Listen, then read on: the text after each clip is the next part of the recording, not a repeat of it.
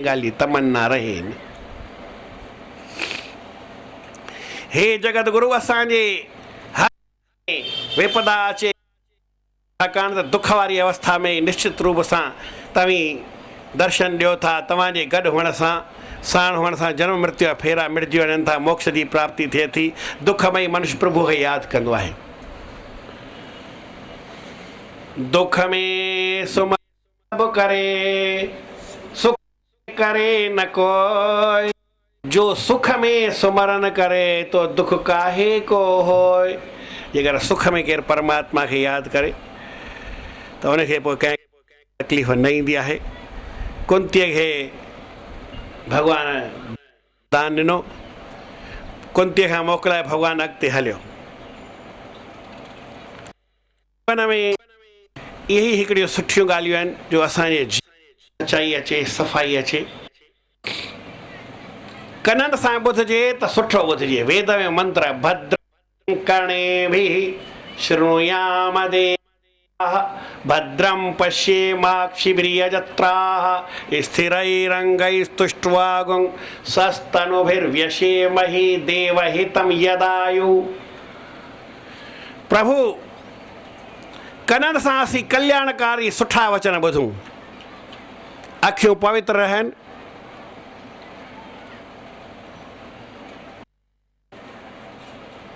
जेॾी महिल पूॼा कबी आहे त इहो मंत्र पढ़बो आहे ऐं अखियुनि खे जल छुआइबो आहे, मथां जल छिटकबो आहे। भई भॻवान जे नाले वठण सां अपवित्र पवित्रो वा सर्वावस्थां गतोपि वा यस्मरेत पुंडरीकाक्ष सब आयाभ्यंतर शुचि। उहो अंदरि ॿाहिरि पवित्र थी पवंदो आहे। जीवन में पवित्रता रखणु ॾाढी सुठी ॻाल्हि आहे। इन खां सवाइ जे माण्हू उन भक्तीअ ते हले, ज्ञान ते हले, वैराग खे धारण करे उन जीवन पवित्र थींदो आहे। भक्ति वृंदावन में त जवान थी वई, पर उन जा ॿ पुट ज्ञान ऐं वैराग, इन खां सवाइ उहा हली न पई सघे। उनखे पुटनि जो ॾाढो दुख थींदो। माउ खे पंहिंजे दुख जो एतिरो न हूंदो आहे, पर पुटनि जो दुख घणो थींदो आहे। अॼु दुनिया में कमी आहे त हिकिड़ी ज्ञान जी कमी आहे, ॿियो वैराग जी कमी आहे। इन ज्ञान वैराग जी पूरत किथां थींदी? उहा हिन श्रीमद भागवत मां थींदी। श्रीमद भागवत जे महात्म में पहिरीं इहे ॻाल्हियूं लिखंदा आहिनि। ज्ञान खे वधाइण वारो आहे, वैराग खे वधाइण वारो आहे। मूं तव्हांखे ॿुधायो न, हिन श्रीमद भागवत जो मूल विषय आहे परमात्मा में असांजो अनुराग थिए, माना असांजी भक्ति लॻे। पर संसार खां वैराग विथियणु खपे। संसार जी कंहिं शइ में असांजी मनवृत्ति न लॻे। नारद हलियो, चई मां केॾांहुं वञा, कंहिंखां पुछां। घुमंदे घुमंदे उहो पहुतो आहे पंहिंजे भाउरनि जो। हुन ध्यानु कयो, सनक सनंदन सनातन सनत कुमार। उन्हनि चयसि त असां तोखे श्रीमद भागवत जी कथा ॿुधाईंदासीं, किथे आयोजन कर। पोइ चवनि था हरिद्वार जे पासे हिकु आनंद वन आहे, उते हुन वेही करे, हरिद्वार जे सम्झो मायापुर में, उते भागवत जो आयोजन थियो। उते सनक सनंदन सनातन इन्हनि कथा ॿुधाई आहे। हाणे कल्ह बि मूं तव्हांखे ॿुधायो त भई किथे किथे इहा कथा कंहिं ॿुधाई आहे श्रीमद भागवत। भॻवानु नारायण पहिरीं कथा ठाहे करे नारद खे ॿुधाई, ईअं ॿियनि ऋषियुनि ॿुधाई। वरी वेद व्यास पंहिंजे सूत जी जेको हुनजो शिष्य हुन ॿुधाई, सूत जी वरी शौनकाद ऋषियुनि खे ॿुधाई। अॼु ॿुधायमि त इहा कथा नारद खे 4 जेके भाउर आहिनि हमेशह 5 साल जा रहंदा आहिनि, उमिरि में कॾहिं वधंदा न आहिनि, ऐं ब्रह्मा जा मानस पुत्र आहिनि, नारद खां वॾा आहिनि, रहंदा 5 साल जा आहिनि। नारद वॾो ॾिसण में ईंदो आहे, पर हू हमेशह नंढड़ा रहंदा आहिनि, पर आहिनि नारद खां पहिरीं पैदा थियल, इन करे उमिरि जे हिसाब सां वॾा आहिनि ऐं ज्ञान ध्यान भक्ति में वॾा आहिनि। उन्हनि खे ज्ञान मिलियो शंकर भॻवानु ॾिनो। प्रेम सां चओ श्री राम। ज्ञान जे प्राप्तीअ जे वास्ते इहे 4 भाउर हलिया। चई असांखे शांती मन में कोन्हे। ज्ञान त आहे, पर ज्ञान जो फल जेको शांती आहे सा असांखे आहे ई कान। उहा शांति कीअं मिले?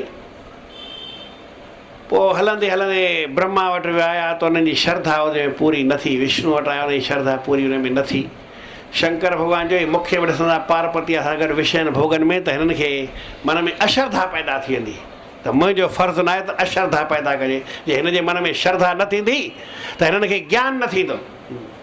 श्रद्धा न हूंदी त ज्ञान रहियो खयो बि ख़तमु थींदो। छाकाणि त गीता में भॻवानु लिखियो श्रद्धावान लभते ज्ञानम, जंहिंखे मन में श्रद्धा आहे उहो ई ज्ञान हासिलु कंदो। पोइ ॿियूं ॻाल्हियूं वरी लिखियल आहिनि, तत्पर संयत इंद्रिय, तत्परता माना लगन बि हुजे, इंद्रियनि जो संयम बि हुजे, पर पहिरीं पहिरीं जेका मूल ॻाल्हि आहे उहा हुजे श्रद्धा। त शंकर भॻवानु कैलाश पर्वत छॾे करे जंहिं रस्ते खां ई अचनि पियो न, रस्ते में अची करे वेही रहियो। कीअं वेठो? जीअं असांजा साईं जन वेठा आहिनि, साईं टेऊंराम साहिबु आसन हीअं ॿधी करे, हीअ जेके टे आङुरियूं हीअं मथे कबो हीअ ज्ञान मुद्रा चइबो आहे। हीअं जेको हथु कबो आहे, इहे हथ गोॾनि ते रखी करे ऐं अखियूं बंदि करे पद्मासन लॻाए करे, पद्मासन माना जीअं पद्म जा पन थींदा आहिनि, कमल जा गुल थींदो आहे, हिक ॿिए जे मथां पती चढ़ियो त हिक ॿिए जे मथां टंग चढ़ियो, हिकिड़ी टंग हिक मथां ॿी टंग वरी उन जे मथां साॻी टंग आहिनि। असांखे ॿ टंगूं त हिकु टंग जे मथां हिकु टंग चढ़े, ॿी टंग वरी उन जेका चढ़ियल आहे उन जे मथां चढ़े, ईअं थींदो साईं। पद्मासन इनखे चइबो आहे। इन आसन सां माण्हूअ जी रोटी बि हज़म थींदी आहे, पर असां मञींदा न आहियूं। असां वरी नवे ॼटनि जो तरीक़ो जेको आहे न, ऊंधा गोॾा करे वेह, उहे वेहण सां रोटी हज़म थींदी आहे, जेकी माण्हूअ खे ख़बर आहे। पर पद्मासन ॿधी वेह त उनखां जल्दी हज़म रोटी थींदी आहे। ॾुखियो ऊंधा गोॾा करे वेहण त सवली ॻाल्हि आहे, पर टंग जे मथां टंग चाढ़े वेह, इन सां माण्हू जी कमर सिधी रहंदी आहे, शरीर सॼो सिधो रहंदो आहे, शरीर जा केतिरा सूर गायब थी वेंदा आहिनि। पद्मासन में वॾी ताक़त आहे। थोरी देरि लॻाइबी आहे, लॻाइबो आहे, धीरे धीरे करे वधाइबो। उनखे 3 कलाक जेसिताईं करे लॻाए सघे तॾहिं उनखे फ़ाइदो पवंदो आहे। कहिड़ो बि आसन आहे 3 कलाक लॻाइजे। भई अॼु थोरी लॻाइणो आहे, अॼु त सेकंड लॻाईंदासीं बि घणेई ॻाल्हि आहे, टंग ई कोन चढ़ंदी, पर कोशिशि कबी त चढ़ी वेंदी। चवण जो मतिलबु करण वारे जे लाइ हर का ॻाल्हि सवली आहे, न करण जे वारे लाइ सभु ॾुखियो आहे। कोई मां ॾुखी ॻाल्हि कान, जंहिंखां बि न लॻंदो हुजे चए मूंखां नथो लॻे, उहो महिनो मूं सां गॾु वेह, न लॻे त मां वधियल आहियां। पर साईं कंहिं कम जे हासिलु करण जे लाइ, कंहिं ताक़त खे हासिलु करण लाइ दुकान ते बि तव्हां वेहो न त धंधो थींदो छा? 8 कलाक त वियो ई था। मां 8 कलाक थोरी वेहंदुमि, मां त अधु कलाक में कमु पताए छॾींदुमि। दुकान ते 8 कलाक वेहणु सवला, पर परमात्मा जे भॼन में अधु कलाकु वेहणु इहा ॾुखी ॻाल्हि आहे। फ़ाइदो कंहिंमें पवंदो भला? हलो तव्हां खणी धुक हणो ॿियो छा। चई दुकान ते फ़ाइदो पवंदो, साईं खाईंदासीं, हर भरो अधु कलाकु नाम ॿई जपींदासीं, इहो टाइम बचायो वेंदो। उहे छा वेही कबो? मां वरी उहो त ॿुधाईंदो आहियां, भला छाकाणि त असांजे जीवन में जेको वहे थो, वापरे थो, जेको हले थो, उहो ई त सम्झ हिकिड़ी ॻाल्हि आहे। सत्संग में माण्हू अधु कलाकु वेंदो आहे, 4 दफ़ा आसन वेही मटींदो, हीअं गोॾो कंदो, हीअं गोॾो कंदो। केॾी महिल नाम वठणु ईंदा आहिनि, पोइ मां अधु कलाकु भई हुनखे सम्झाईंदो आहियां, पोइ माण्हुनि जे पेर खे निंड अची वेंदी आहे। अधु कलाक जे अंदरि अधु कलाकु नथा वेही सघो त नाम कीअं जपींदा हुता? दुकान ते 8 कलाक न वेठा हूंदा आहियो? चवण जो मतिलबु त ज्ञान ऐं वैराग खां सवाइ माण्हू जो कमु थियणो न आहे। त पद्मासन ॿधी करे जेकर माण्हू वेहे त इन मां चङा फ़ाइदा हूंदा आहिनि। भॻवानु शिव अखियूं बंदि करे पद्मासन लॻाए करे ज्ञान मुद्रा में वेही रहियो ऐं ॾाढो शांतीअ में वेठो, आनंद सां 3 ॾींहं वेठो। हीअ त हाणे ओॾी महिल जी वेठो आहे ध्यान में, हाणे खे उथारियूं कीअं? पोइ कलाकु 2 कलाक 3 कलाक ध्यानु त लही कोन थो हिनजो। शंकर भॻवान जो छा कयूं? चई पर वेठो शांति आहे, काई चुरपुर कोन कई थी। पद्मासन ॿधल अथसि, 3 कलाक थिया अथनि त आसन को फेरियो कोन थी, अखि फिरी कोन्हे, लुॾियो कोन्हे। मन में केॾी शांती आहे। माण्हू ईअं थोरी वेही सघंदो, मन में शांती न हुजे तव्हां हिते बि न वेही सघंदा। मन में शांती हूंदी त ई माण्हू वेही सघंदो। केॾो शांति आहे। असां बि ईअं था वियूं, ईअं वेठा वेठा त हिननि जो बि ध्यानु लॻी वियो, हिनखे बि शांती अची वई। हिकिड़ो ॾींहुं वेठा, शंकर भॻवानु चयो त हाणे हिननि जो बि ध्यानु लॻी वियो आहे, असांजो कमु थी वियो, हाणे खण टपड़। शंकर भॻवानु उतां उथी गायब थी वियो। वरी हिननि खे कहिड़ी ख़बर शंकर भॻवानु वेठो आहे या न वेठो आहे? हीअ त अखियूं बंदि हुयूं, ध्यान में वेठा, 3 ॾींहंनि खां पोइ इहो थिया। ॾिसनि त शंकर भॻवान त आहे ई कान। अड़े हलो भाई शंकर भॻवान खे ॻोल्हियूं, जंहिं वटि वञूं पिया। चई पर वञूं छो पिया उन वटि? मन जे शांतीअ जे वास्ते। सा शांती असांखे हिते ई मिली वई। शायदि ईअं वेहण सां ई माण्हू खे शांती मिलंदी आहे। उते वेद भॻवान में लिखियलु आहे। को ज्ञान सां न चयमि, को ध्यान सां न चयमि, न भक्तीअ सां न चयमि। माण्हू खे शांती कीअं मिलंदी आहे? सिर्फ़ु ईअं वेहण जे साईं वेठा आहिनि ईअं। नाम जपियो न जपियो, मां थोरो थो चवां हीअ वेदनि जी वाणी थो ॿुधायांव। कंहिंखां बि तव्हां जेको वेद पढ़ियल हुजे या जेको शास्त्रनि जो ॼाण हुजे उन खां पुछो भाई हीअं वेहण सां छा थींदो? चई मन न लॻे त न लॻे, इन जी चिंता न आहे।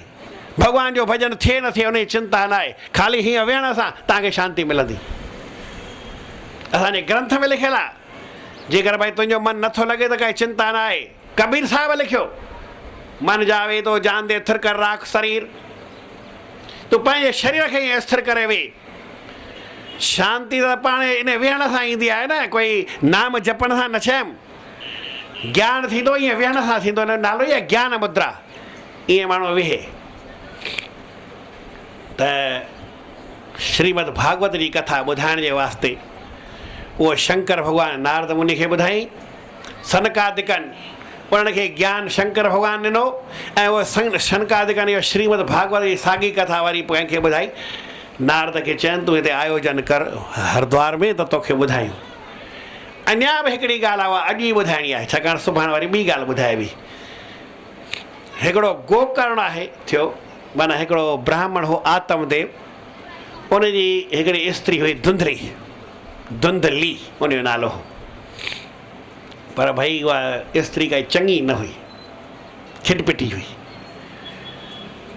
अहिड़ो पतीअ खे तंग कयईं, अहिड़ो पतीअ खे तंग कयईं, उन पतीअ खे नक में दम अची वियो। चई निकिरो ॿाहिरि भेण, घर खे छॾ, वञी झंग में किथे पंहिंजे पाण खे मारियां थो। कोई शेर खाई वञे, को हीअं करे। स्त्री मां ॾाढो परेशान थी वियो। घर में सुख न हुजे त माण्हू पोइ छा करे, लाचार थी पियो।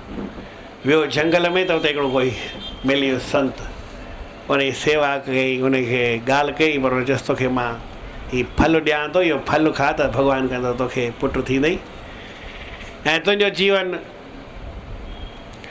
न चई साईं मूंखे पुटु थिए, हिन घुरियो। हुन चयसि तोखे 7 जनमनि में पुटु थियण वारो आहे, पुटु कीअं थींदई तोखे? न थींदई। चई पोइ वरी मुंहिंजो नालो कीअं थींदो, मुंहिंजो कुल कीअं तरंदो, मुंहिंजो हीअं थींदो।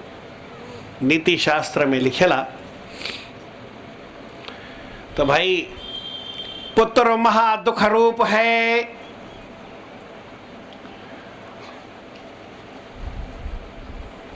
मत कोई मांगे पूत, जे सुख चाहत पूत ते से है मूंढन के भूप।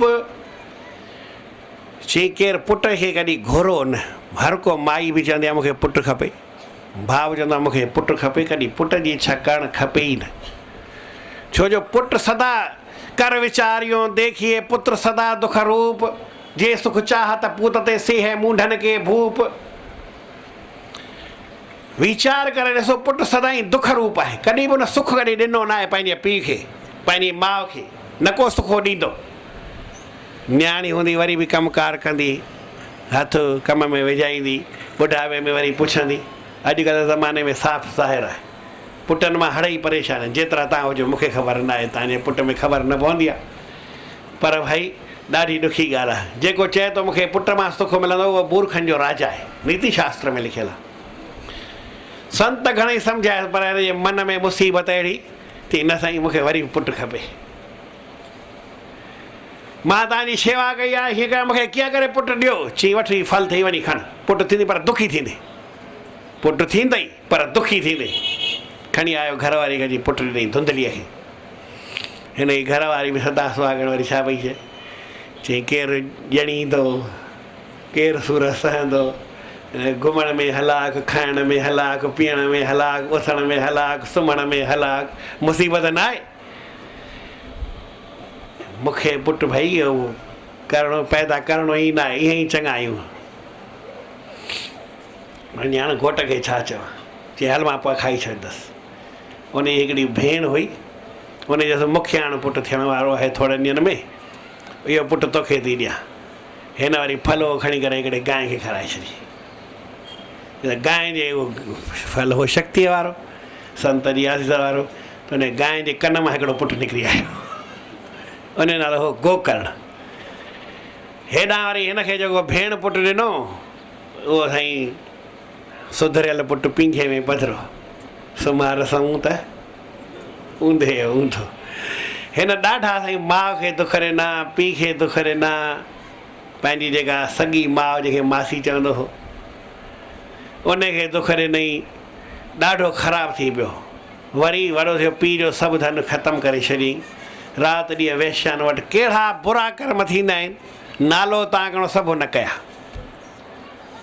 कोई बि कमु हुन छॾियो न। वेश्याऊं हिकिड़ियूं 5 हुयूं, उन्हनि वटि ईंदो वेंदो हो। पोइ हिन जा पैसा थी विया ख़लास। हिकिड़े ॾींहुं वेश्याउनि वटि वियो, चई पर पैसो मूं वटि आहे कोन, शराब बि तव्हां पियारियो ऐं राह बि तव्हां वटि थो। उनजो हाणे घणेई तो असांखे तंग कयो आहे, हाणे असांखे तो बि सतायो आहे, असां बि तोखे छॾींदासीं न। मां हिकिड़ी बम्बई जी कंहिंखे ख़बर हुजे त के 4-5 छोकिरियूं हुयूं, उन्हनि 4-5 छोकिरनि खे अहिड़ो करे छॾियो जो मर्द रहण जे लाइक़ु ई न रहिया। ॾाढी उनखे तकलीफ़ ॾिनी, पुलिस जो केस बि थियो पर छोकिरियुनि खे कुझु कोन थियो। जंहिं महिल साईं स्त्री बुरे करण ते ईंदी आहे त जेका हद न हूंदी आहे। सुठे में सुठी घणेई आहे, पर ख़राबु इंसान जे हिलाए इहा हिकिड़ी ॻाल्हि आहे। हिकिड़ो महात्मा सम्झाए पियो, इंसान जेकर सुठे करण ते अचे त छा सुठो करे सघे थो, केतिरो सुठो करे सघे थो, ऐं हिन बुरे करण ते अचे त ॾाढो बुरो करे सघंदो आहे। ही नागासाकी हिरोशिमा ते बम कया, इंसान ई फिटी कया हा न।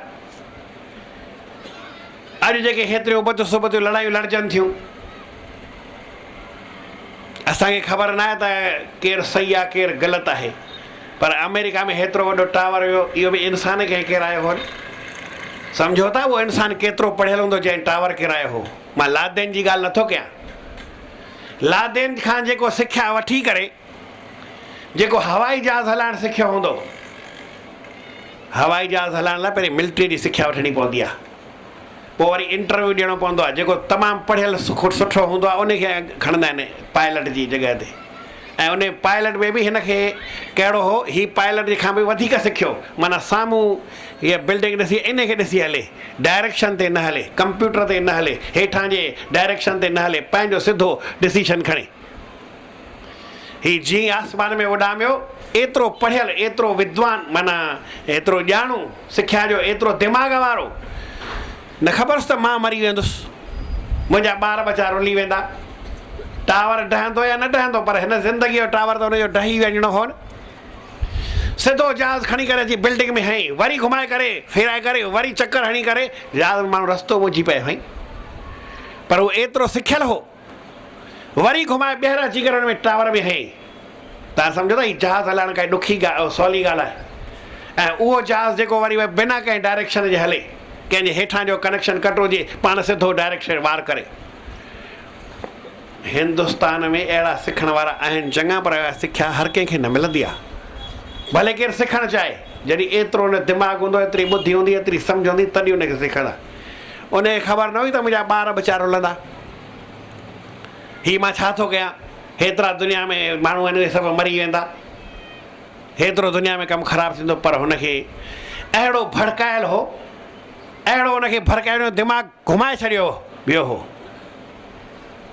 भई तूं पंहिंजे धर्म जे वास्ते हीउ जेको अमेरिका असां लाइ ख़राबु करे थो, इन लाइ तूं हीअ करिणो ई आहे, तोखे छा बि थी पए, तूं न रहंदे पर तुंहिंजो शान रहंदो, तूं न रहंदे तुंहिंजा ॿार न रहंदा, तोखे हेतिरो ख़र्चु ॾियूं था।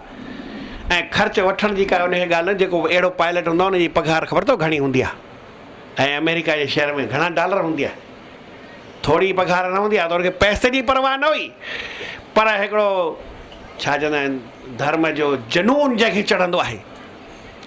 माना केतिरो सम्झ वारो माण्हू हुजे, केतिरो मूर्ख थी सघे थो, इहा तव्हांजे साम्हूं ॻाल्हि थो मां रखणु चाहियां। भई केतिरो अकुल वारो आहे, केतिरो सम्झ वारो आहे, केतिरो वीचार वारो, ओतिरो वरी मूर्ख बि माण्हू आहे, ओतिरो हुन में अज्ञान बि भरियलु आहे। इहा थोरी ॻाल्हि न सम्झो, ख़ाली मां 5-7 साल थी विया न हिनखे ॻाल्हि खे, 3 साल थिया 4 साल थिया। पर माण्हूअ जे मन में केतिरो भूत माण्हू भरे सघे थो ऐं पढ़ियल लिखियल जे मन में ऐं सम्झो जे मन में वीचारवान जे मन में कंहिं ॻाल्हि जी हुनखे परवाह न रही। पाण बि ख़तमु थियो हेॾो टावर जेको ईअं थोरी ॾिठो हुन में 1000 अलाए घणा 8000 लीटर तेल हो। उहो तेल पेट्रोल जेको हवाई जहाज़ कढी वई हवा में बाहि लॻाइण वारो थींदो आहे उहो जॾहिं ॻरंदो हुयो सॼो टावर लोह ते ठहियल हो लोह ॻरी हेठि अची वियो हली धीरे धीरे हेठि किरियो न त हुनखे ॾाइण जे वास्ते केतिरा बम फिटी गया बमनि जो असरु थींदो ई न हो हुन टावर ते जेको ट्रेड सेंटर हो उहो ॾहण वारो ई कोन हो पर कहिड़ी हुन टाइ भई अटकल ॻोल्ही की भई बारूद में हिन में एतिरो गॾु आहे हीउ जहाज़ बि ख़तमु थींदो बाहि बि लॻंदी ऐं टावर बि हेठि ईंदो हिकिड़े ई झटके सां। माण्हूअ जो अंधु चढ़ंदो आहे त केतिरो चढ़ंदो आहे ख़बर न पवंदी आहे। त मूं तव्हांखे ॻाल्हि पे ॿुधाई माण्हू जीवन में हले त सचाईअ ते हले न सफ़ाई ते हले सुठे रस्ते ते हले पर हू साईं गोकर्ण जो जेको भाउ धुंधकारी उन सभिनी लाइ बाहि ॿारे ॾिनी। 5 स्त्रियूं उन जूं हुयूं स्त्रियूं माना वेश्याऊं उन्हनि वटि वियो उन्हनि छा कयो हिनखे ॾाढो शराब पियारियो शराब पियारे हिकिड़े मारे माइन में मारण जी ताक़त त घटि वधि हूंदी आहे केतिरो मारियुसि पर हिनखे को असरु थिए न पियो। पोइ हिनखे नोड़ियुनि सां ॿधनि नोड़ियुनि सां ॿधी हिकिड़ो खूह हो जंहिंमें पाणी न हो अंदरि उन खूह में हिनखे लटकायनि पर हीउ मरे न पियो। पोइ टांडा खणी हिन मथां विधनि टांडा सम्झो था ॿरियल कोयला उन धुंधकारी जे मथां पोइ अची हुनखे बाहि लॻी आख़िर तड़पी तड़पी तड़पी हुन पंहिंजी जान ॾेई छॾी मरी वियो हली मरी वियो त भूत थी वियो त हेॾां जेको उन धुंधलीअ जेको आहे उन बि आपघात वञी कयो ब्राह्मण बि केॾां झंगल में वञी करे मोह ऐं जेको हीउ गोकर्ण हो जेको गांइ खे हुन फल खारायो जेको पर उहो वरी साईं ॾाढो धर्मात्मा थियो ॾाढो सत्यवादी थियो संतनि जी आसीसा वारो हो। पोइ इन चयो त हाणे छा कयां पोइ हिकिड़े ॾींहं खे धुंधकारी उहो ॾिसण में आयो पोइ चयोसि भई कीअं आहे तुंहिंजी मुक्ति कीअं थींदी पोइ हुन सॼी ॻाल्हि ॿुधाई चई हाणे ठीकु आहे हिकिड़ो मां बांस ॻाड़ियां थो हुन हिकिड़ो बांस ॻाड़ियो हुन में 7 गंठियूं हुयूं ऐं हुन गोकर्ण कथा शुरू कई पोइ पहिरें ॾींहुं हिकिड़ो बांस ॿिए ॾींहुं बांस जी ॻंढ टुटी ईअं 7 ॾींहं थियो उनजी मुक्ति थी आहे धुंधकारीअ उन ॿुधो आहे।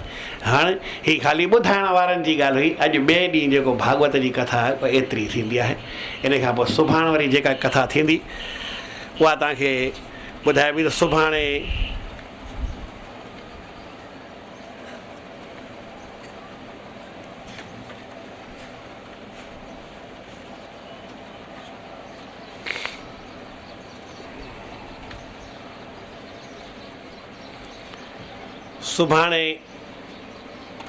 भगत प्रहलाद जी ऐं भक्त ध्रुव जी इहे 2 कथाऊं हिते ॿुधाए पियो सुभाणे जॾहिं 3 ॾींहंनि जी छाकाणि हीअ आहे भागवत जी कथा माना मीटर जेतिरो थियो सो थियो बाक़ी ॿियो वरी छॾे ॾिबो आहे ऐं ईअं जेकर कथा ॿुधाइजे उहा आहे ॾुखी ॻाल्हि छाकाणि त को आधार थियो ई न। हींअर त तव्हां 4 कलाक मां अॻिते पढ़ंदो वेंदुमि भई ॿी कथा ॿुधो वरी टी कथा ॿुधो वरी चौथी कथा ॿुधो ऐं हूअं वरी भई जीअं ओड़ियूं वरी ॿियूं ॻाल्हियूं पंहिंजियूं ॻोल्हजनि त ओतिरो वरी हिसाबु अलॻि हूंदो आहे पर हिन भागवत में मीटर कथा हलंदी आहे मीटर सम्झो था मीटर जे हिसाब सां जेतिरो पंधु आहे ओतिरो करिणो ई पए भाई ॿिए ॾींहं जी कथा वरी ॿिए घटि खुटी पर छॾिणो पए अॻिते वरी 3 ॾींहं खां हलिबो त सुभाणे सुबुह जो हिकु प्रहलाद भगत जी कथा ॿुधाइबी ऐं ध्रुव भगत जी कथा ॿुधाइबी। पोइ हिन में हूअं त वरी धंधे जो हिसाबु हूंदो आहे प्रहलाद भगत कोई ठही ईंदो वरी ध्रुव खे विहारिबो वरी साईं सिंघासन ते विहारिबो त उहो सभु ॻाल्हियूं पर हिते ॿियो कुझु कोन खपे तव्हां अची ॿुधिजो पंहिंजे मन रूपी सिंघासन ते उन परमात्मा खे विहारे ध्रुव वांगुरु अटल थीजो त तव्हां बि अटल पदवी पाईंदा। नाम जपण वारो ई अटल थींदो आहे जंहिं नाम खे जपियो आहे उनखे अटल पदवी मिलंदी आहे ऐं जेको भॻवान जी भक्ति कंदो आहे शील ते सब्र ते हलंदो आहे उहो प्रहलाद भगत वांगुरु नंढी उमिरि में ई पंहिंजे जीवन में आनंद पाए सघंदो आहे भले उहो दैतन में पैदा थियो आहे पर साईं प्रहलाद पैदा थियो दैतन में छो भगत लिखियो हुयो भगतन में हीअ इंसान जे कर्म जो फल आहे। अचो 10:30 ताईं पंहिंजो कमु हूंदो आहे 10:30 पूरा थिया आहिनि।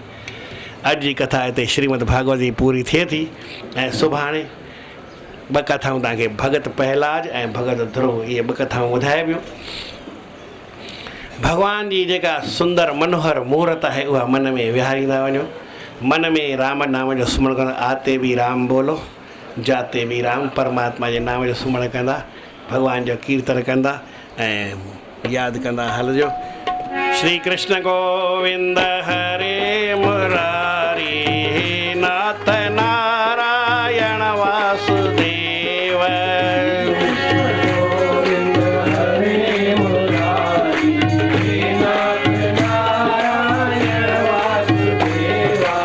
श्री कृष्ण गोविंद हरे मुरारे नाथ नारायण वासुदेव।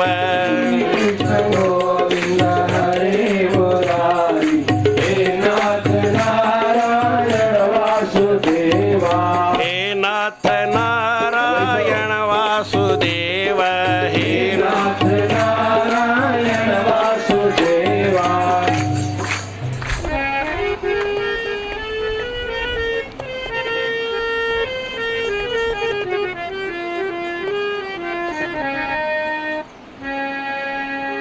किनारो हुजे ओ कृष्ण कारो मुरलिया वारो। कृष्ण कारो मुरलिया वारो। जमुना जो पानी हुजे गीता जी वाणी हुजे। जमुना जो पानी हुजे गीता जी वाणी हुजे। राधा भी रानी हुजे सांवल भी साणी हुजे। राधा भी रानी हुजे सांवल भी साणी हुजे। सांवल भी साणी हुजे। असुल उन्हारो हुजे। हाँ असुल उन्हारो हुजे। कृष्ण कारो मुरलिया वारो। कृष्ण कारो मुरलिया वारो। हा हा हा होली होजे रंगन जी झोली होजे। हा हा हा होली होजे रंगन जी झोली होजे। गोपिन जी टोली होजे कृष्ण जी डोली होजे। गोपन जी डोली होजे कृष्ण जी डोली होजे। फगुण फूल्यारो होजे। हाँ फगुण फूल्यारो होजे। कृष्ण कारो मुरलिया वारो। कृष्ण कारो चौदस जी रात होजे पोई प्रभात होजे।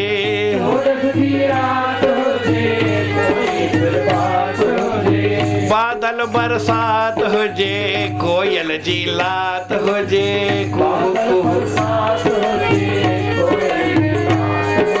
कोयल जी लात होजे। पहला जो प्यारो होजे। पहला जो प्यारो होजे। वावा कृष्ण कारो मुरलिया वारो। श्री कृष्ण कारो मुरलिया वारो। जमुना किनारो होजे। जमुना किनारो होजे। जो जन आ गुरु शरण में बैठ करे अरदास कहे त्यों के दास की पूरन करे। या दुख सर्वई दूर हो लगे नियम की त्रास कार्य हो अनरा संशय कोई नारे। कार्य हो अनरा संशय कोई नारे। बोलो गुरुदेव भगवान की संत करन कुल